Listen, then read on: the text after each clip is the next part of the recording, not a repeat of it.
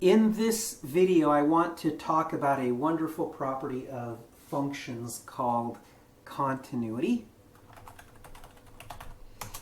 Do you remember when we were talking about limits? And do you remember how I kept insisting that the destination, that we don't want to worry about it, we don't want to even think about it. So for example, the limit as x approaches 5 of x squared, and you could maybe plug in, you could do something like take 4 squared, 4.5 squared, 4.7 squared, 4.9 squared, 4.99 squared, and see what the answers are approaching, right?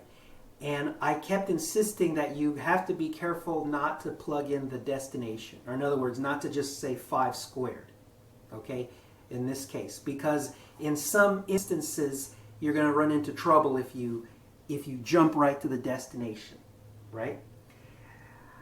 Now, even though I gave you that warning, a lot of limits you could simply solve by plugging in the destination, right? For example, if you tried finding 4.9 squared, 4.99 squared, etc., you would see that that x squared as x approaches 5 is getting closer and closer to 25. All right, so this is an example, having given you that caveat that you could just go to the destination and just be done with it. Okay, now that's not always the case. I also gave you ones like this, the sine x over x as x approaches 0. And if you try to just jump to the destination, just plug in 0, you'll get sine of 0 over 0, which is undefined. So that's not going to help you see that the answer is 1, right? So sometimes you can get away with it going to the destination. Sometimes you'll get burned or you'll get stuck, whatever you want to call it. So a natural question is, okay, well, wait a minute. Can you tell me when I can simply plug in the destination and get the limit over with, and when I have to be careful because I might get tricked? All right, that's a great question. Well, guess what? If a function is continuous, then the limit is easy. You can just plug in the destination like you want to do. Okay?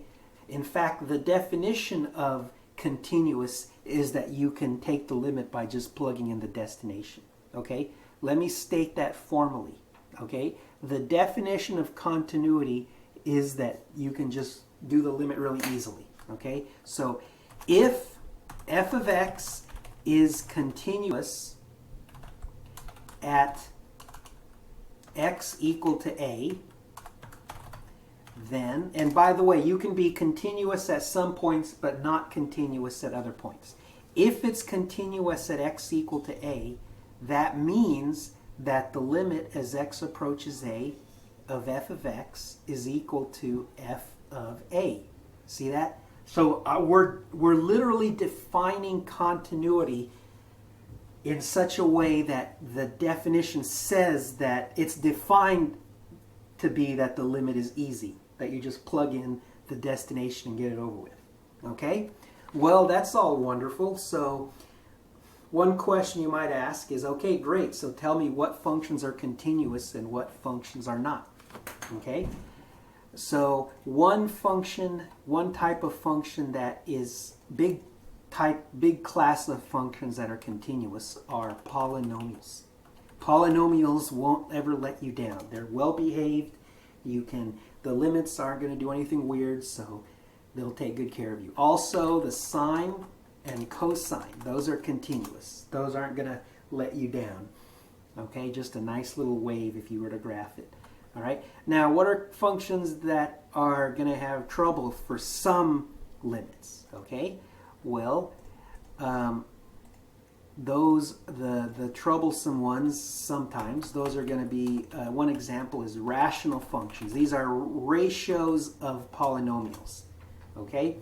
Now, remember when you first learned about rational functions, how they have limited domains in some cases because we can't divide by 0, right? So actually, anytime you have a variable downstairs, if you have a 0, you will have, if you have a value that makes the denominator 0, then you will have a limited domain.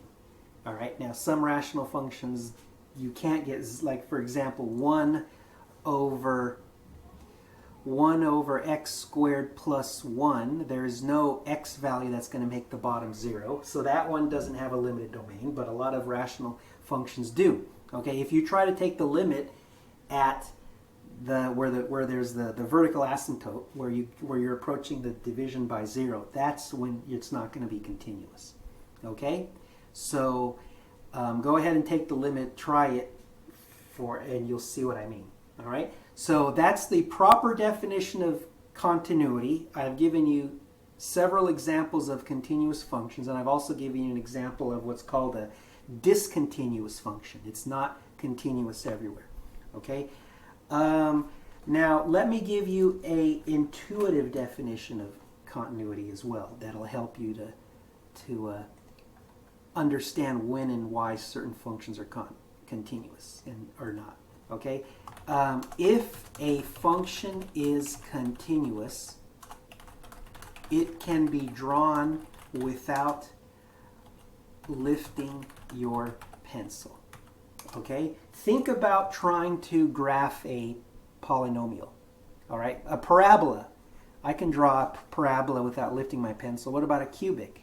Or what about an 8th degree or whatever degree? That's just a bunch of waves, right? That's fine.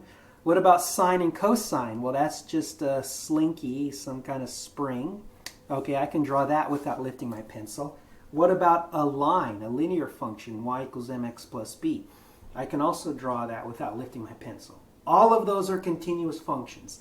Okay? Now let's look at a discontinuous function. Okay? What about the function 1 over x?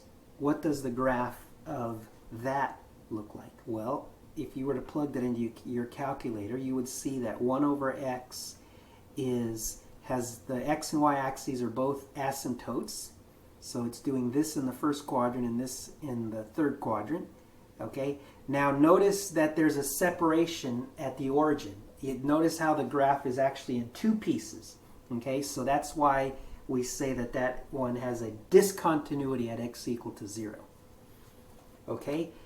Now let me show you some different ways that functions can have discontinuities. In other words, not be continuous.